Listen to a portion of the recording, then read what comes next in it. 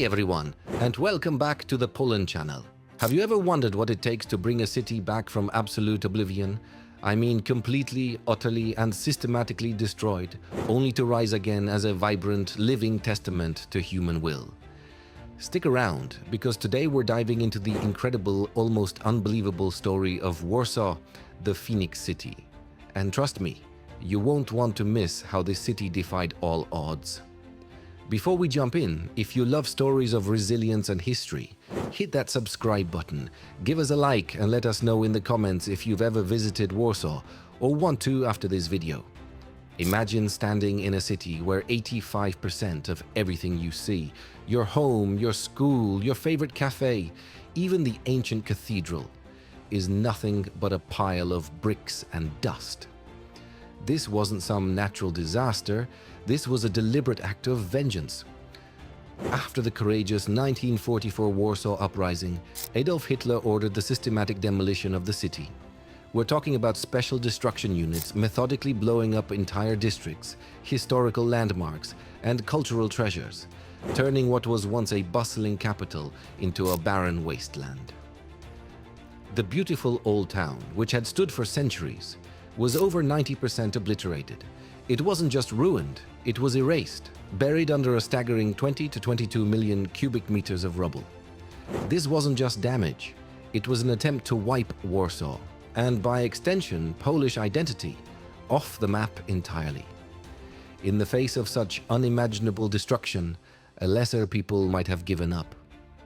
But not Warsaw, not the Poles. Instead of moving the capital or leaving the ruins as a somber monument, a powerful decision was made. Warsaw would be rebuilt. Not just repaired, but reborn. This wasn't just about constructing buildings, it was a profound act of national defiance and a reclamation of identity. The entire nation rallied, seeing the reconstruction of Warsaw as a matter of survival, a declaration that Polish culture and spirit could not be extinguished. From every corner of the country, donations poured in, and volunteers showed up ready to get their hands dirty. This wasn't a government project in the cold sense. It was a deeply personal mission for countless individuals, all focused on bringing Warsaw back to life. One of the most astonishing aspects of Warsaw's rebirth, and something truly unique in urban history, is the meticulous recreation of its historic center, especially the Old Town. When UNESCO declared it a World Heritage Site, they weren't just recognizing old buildings, they were recognizing an unprecedented act of historical preservation. The goal wasn't to build something new, but to painstakingly recreate the Old Town exactly as it looked in the late 18th century. How did they do it? Architects and restorers became historical detectives, poring over old photographs, detailed architectural drawings, and even artistic cityscapes by Bernardo Bellotto, an 18th century painter known as Canaletto, whose works became literal blueprints. This wasn't just reconstruction, it was a resurrection, block by block, facade by facade, bringing Warsaw's soul back into existence. It was a painstaking, decades-long labor of love, with the royal castle, the historical heart of the city, finally being completed and reopened to the public in the 1980s. Before we continue, if you're finding this story as inspiring as I am, please hit that like button, share this video with a friend who loves history, and leave a comment below telling us what you think of Warsaw's incredible comeback. Your support helps us bring more stories like this to you. Beyond the historical recreation, the post-war rebuilding of Warsaw also presented a unique opportunity for modern urban planning. Planners weren't just rebuilding the past, they were also envisioning a better future. They tackled pre-war issues like narrow, overcrowded streets and a lack of green spaces. The new Warsaw would feature wider avenues, improved transportation systems, and more parks, creating a more livable city.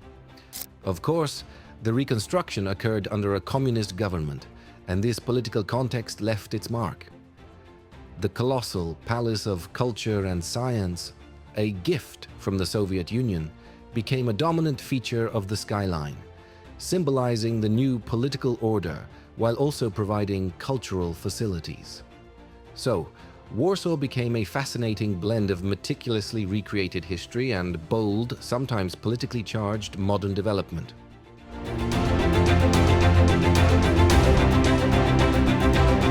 Ultimately, the story of Warsaw's post-war reconstruction is more than just an architectural feat. It's a profound testament to the power of human spirit.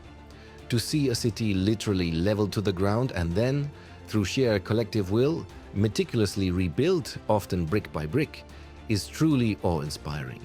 It's a story of resilience, of national pride, and an unwavering commitment to cultural identity. Warsaw stands today not just as a capital city, but as a living symbol of hope, demonstrating that even in the face of utter devastation, humanity's to rebuild, restore, and rise again can triumph. It reminds us that places, like people, can overcome the darkest of times and emerge stronger. And that, my friends, is the incredible story of Warsaw, the Phoenix City. What an inspiring journey, right? If this video left you feeling inspired, please don't forget to give it a big thumbs up, share it with anyone who needs a dose of resilience, and definitely subscribe to the Poland channel for more incredible stories from Polish history and culture. We love hearing your thoughts, so leave a comment below and let us know what you found most fascinating about Warsaw's rebirth. Thanks for watching, and we'll see you in the next video.